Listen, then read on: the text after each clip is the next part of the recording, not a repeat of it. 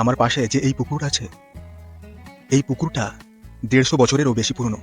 এখানে অনেক পুরনো কচ্ছপ থেকে পুরনো শোল মাছ সবই থাকে। ওই যে দূরে রাস্তা দেখা যাচ্ছে, বর্ষাকালে ওই রাস্তায় অনেক মাছ কচ্ছপ উঠে আসে, তখন ধরে।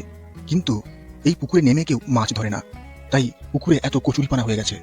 কারণ লোকেরা বলে এই পুকুরে রাতে বুদবুদ করতে দেখা যায়, একটা অদ্ভুত ভয়ঙ্কর শব্দ শোনা যায়, আজব কোনো ছায়াও দেখা যায়। ওইটা যদি কেউ দেখে ফেলে, শব্দ শুনে ফেলে, তাহলে তাকে এই পুকুরের মধ্যে একটা অশরীরী শক্তি ডুবিয়ে মেরে দেয়। আমি রাত্রে সেই বুদবুদ দেখবো, শুনবো, জানি না বেঁচে থাকবো কিনা। কিন্তু এইরকম একটা পুকুরের পাশে না এসে আমি থাকতেও পারবো না। এখন মাঝরাত, চারদিকে নিস্তব্ধ। অপেক্ষা করছি কোনো অশরীরী শক্তি দেখা যায় কিনা। এই তো বুদবুদ দেখা যাচ্ছে।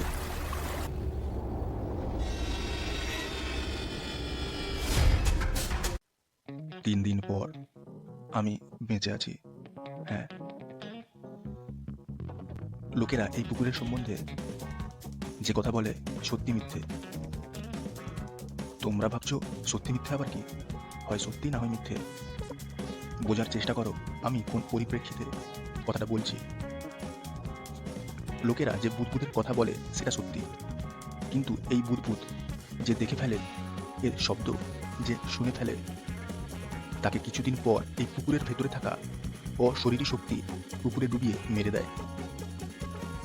এটা মিথ্যে। আমি বেঁচে আছি।